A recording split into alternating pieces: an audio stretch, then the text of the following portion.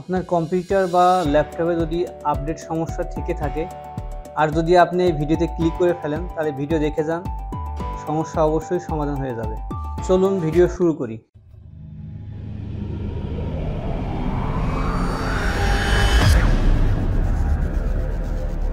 Video দেখে যদি আপনার কাজে আসে তাহলে ভিডিওতে অবশ্যই লাইক দিয়ে দিবেন।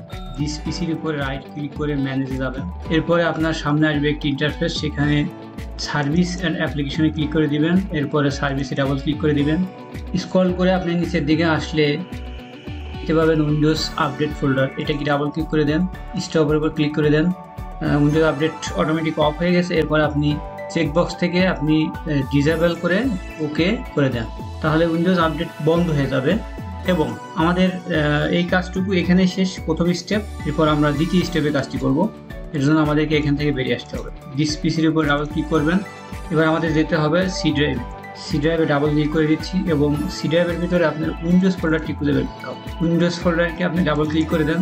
এরপর আপনি স্ক্রল করে নিচের দিকে আসবেন।